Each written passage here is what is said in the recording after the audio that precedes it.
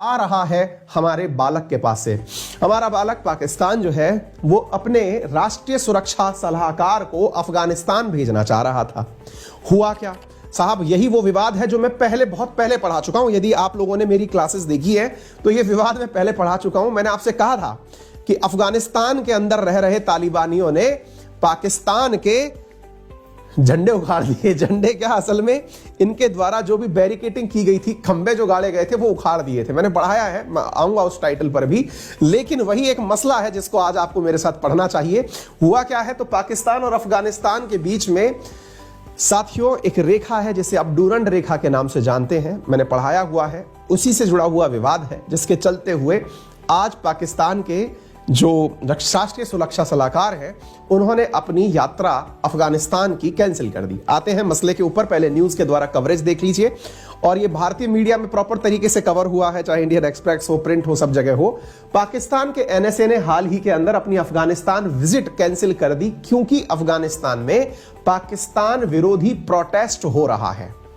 ऐसा जब इन्हें पता चला कि हम एयरपोर्ट पर उतरेंगे, काबुल एयरपोर्ट पर उतरेंगे और उतरते ही लोग हमारे विरोध में खड़े हो जाएंगे, जैसे ही राष्ट्रीय सुरक्षा सलाहकार को यह बात पता चली, पाकिस्तान के राष्ट्रीय सुरक्षा सलाहकार को यह बात पता चली, तो उन्होंने हवाई जहाज में बैठने से जस्ट पहले, जब इनकी पूरी टीम बैठ चुकी थी हवाई जहाज में, एयरपोर्ट पर बैठे हुए थे, बस उड़ने ही वाले थे, उस समय इन्होंने एकदम कॉल कैंसिल कर दी कि नहीं, अपन नहीं जाएंगे।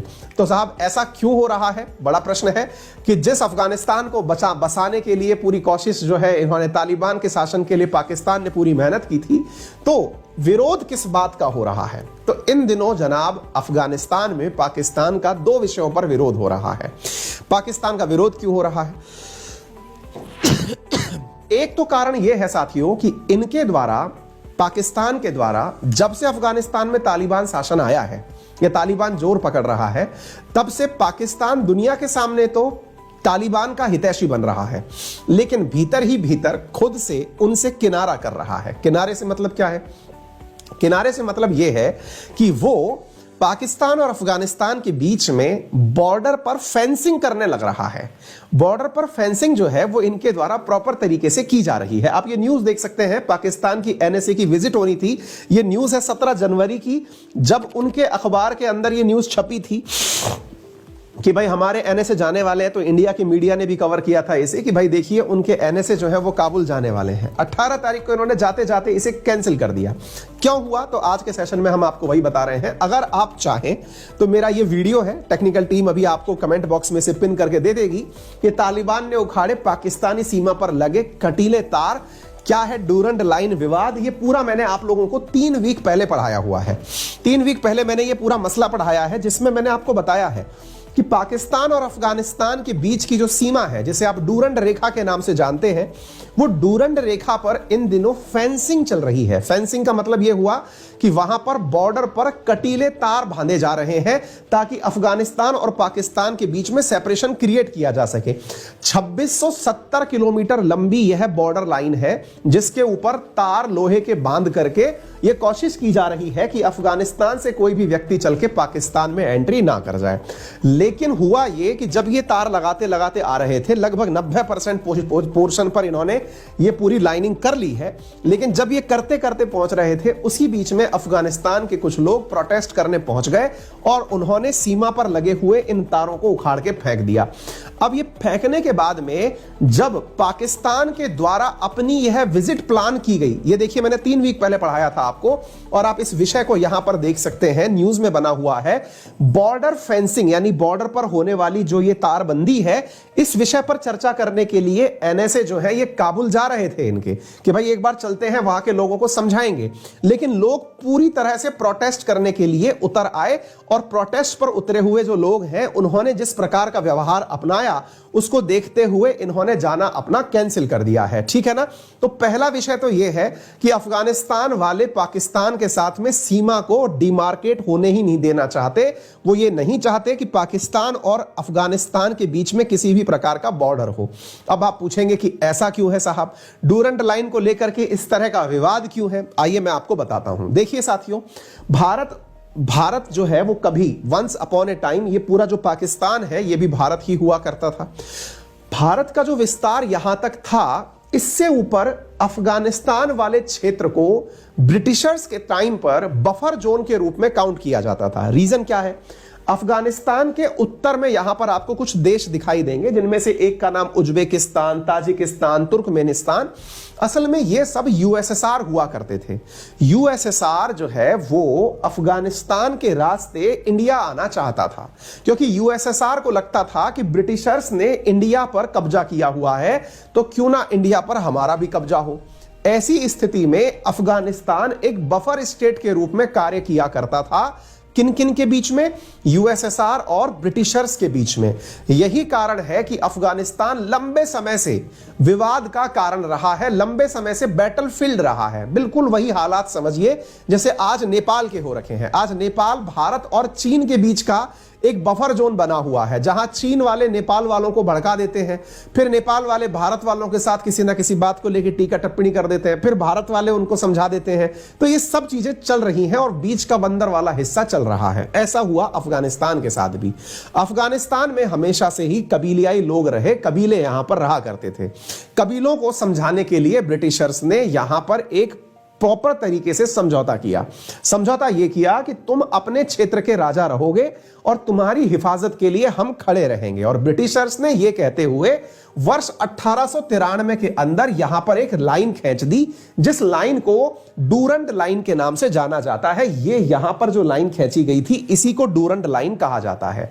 1893 से पाकिस्तान और अफगानिस्तान के बीच में खींची हुई इसी सीमा रेखा को आज तक माना जा रहा है, लेकिन कभी भी ऑफिशियली इन दोनों के बीच में यहां पर कोई भी तारबंदी नहीं हुई। इसी ध्यान को रखते हुए पाकिस्तान ने इस तारबंदी को करने का प्रयास शुरू किया।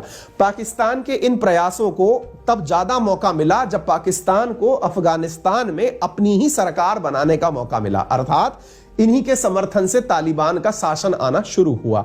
तो इसी शासन की उम्मीद में इन्होंने यहां पर तारबंदी शुरू कर दी थी, लेकिन तालिबान के लोगों ने इनकी इस तारबंदी को पसंद नहीं किया। क्यों नहीं किया? क्योंकि ऐसा माना जाता है कि बहुत सारी ट्राइब्स ऐसी हैं जो अफगानिस्तान और पाकिस्तान में कॉमन रहती हैं। कॉमन रहती हैं से मतलब यह हुआ कि जिस प्रकार से आज भारत का पंजाब और पाकिस्तान का पंजाब, भले ही पंजाब हमने दो अलग अलग बना दिए हो, लेकिन वंस अपॉन ए टाइम ये एक ही थे। यानी भारतीय पंजाब और पाकिस्तानी पंजाब एक ही था, इन्हें अलग होने की आवश्यकता नहीं थी, ये एक साथ रह सकते थे।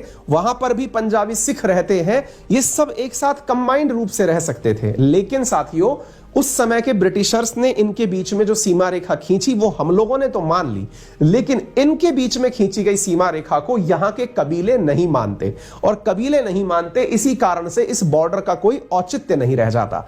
यही कारण है कि जब तालिबान यहां पर सीमा बनते हुए देखता है या फिर ये कबीले के लोग यहां सीमा बनते हुए देखते हैं तो उखाड़ने पहुंच जाते हैं। तो पहला विषय तो ये है जिसको लेकर के इनके बीच में प्रॉपर तरीके से विवाद चल रहा है। और अगर आपको और डिटेल में जानना है तो हमने कमेंट पिन करवा देना है, आप वहां से देख लीजिएगा। ये पूरा प्रॉपर तरीके से एयरपोर्ट के बाहर इनके प्रोटेस्ट चल रहा है, आप इस न्यूज को देख सकते हैं। बड़ी मात्रा में अफगानी लोग जो हैं वो एयरपोर्ट के बाहर एकत्रित हो गए थे प्रोटेस्ट करने के लिए, जो इनके बाहर से आने वाले एनएसए थे उनके लिए, ठीक है ना। तो इन्होंने फिर कह दिया कि साहब सॉरी, हम नहीं जा पाएंगे। ये सारी बातें मैंने आपको बता दी। इससे पहले आपको पता होगा कि भारत ने अफगानिस्तान की मदद करने के लिए पाकिस्तान के रास्ते होते हुए अनाज भेजने की कवायद की थी। हमने कहा था कि भाई हम प्रॉपर तरीके से जो है यहां पर अनाज भेजना चाहते हैं, लेकिन पाकिस्तान ने मना कर दिया था, ह्यूमैनिटेरियन ग्राउंड्स को अलाउड ही नहीं किया। उसने कहा कि नहीं, अनाज अगर आप भेजना चाहते हो तो मेरे रास्ते होकर के अगर भेजना चाहते हो तो ट्रक हमारे होंगे। यह कहानी मैंने आपको कई बार सुनाई है। लेकिन बाद में फिर ईरान ने भारत से कहा कि आप हमारे माध्यम से अफगानिस्तान तक अनाज भिजवा दीजिए, उनकी मदद कर दीजिए। अब क्या होता है कि पाकिस्तान जो है वो अफगानिस्तानियों को कहता है कि मैं आपकी मदद करने के लिए कुछ सामान लेके आना चाहता हूं, यानी कि आपका ह्यूमैनिटेरियन ग्राउंड पर हेल्प करना चाहता हूं।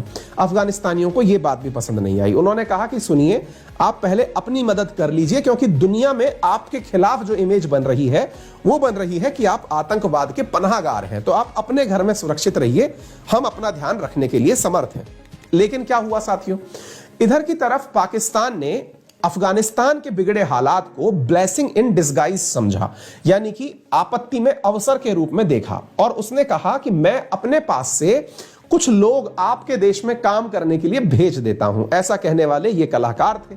इन्होंने बकायदा कुछ टेक्निकल एक्सपर्ट भेजने की बात करी कि अफगानिस्तान के अंदर शांति स्थापित करने के लिए मैं कुछ टेक्निकल एक्सपर्ट भेज देता हूं। टेक्निकल एक्सपर्ट भेजने की जैसे ही बात आई तो तालिबान सरकार ने कहा कि देखिए, ऐसा है कि हमारे देश में काम करने के लिए हमारे अपने ही लोग, काफी पढ़े लिखे लोग काफी हैं हमारे पास इंजीनियर्स भी हैं, डॉक्टर्स भी हैं, विदेशों से पढ़ के आए हुए लोग बाग भी हैं जो अपना देश चलाना जानते हैं। तो हम आपके द्वारा भेजे जाने वाले तकनीकी एक्सपर्ट ग्रुप को बुलाना नहीं चाहते।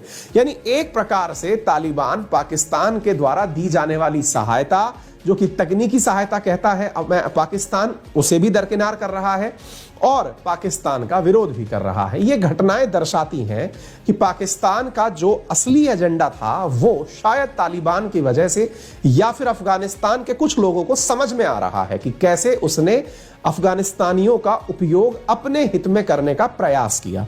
अब आगे आने वाली जो चीजें हैं ये आप न्यूज में देख सकते हैं। इमरान खान ने कहा कि मैं कुछ प्रोफेशनल्स भेजना चाहता हूं, और लेकिन अफगानिस्तान ने कहा कि हमारे पास ऑलरेडी स्किल्ड मैन पावर है, आप अपने पास रखिए, हमारे पास ऑलरेडी स्किल्ड लोग हैं, बढ़िया गोलीबारी चलाना जानते हैं और पढ़े लिखे लोग बाग भी हैं, ठीक है ना, तो लोड मत लीजिए। There is no need for foreign man power in Afghanistan, ऐसा हामिद करजई ने भी कहा। हामिद करजई जो यहां से भागे हुए हैं लेकिन वो भी प्रॉपर तरीके से एक्टिव है, उन्होंने कहा कि भैया अफगानिस्तान में पाकिस्तान क्या कर रहा है, और ऐसी स्थिति अफगानिस्तान के अंदर जो पाकिस्तान विरोधी बन रही है ये इनके पूरी मेहनत पर पानी फेर रही है।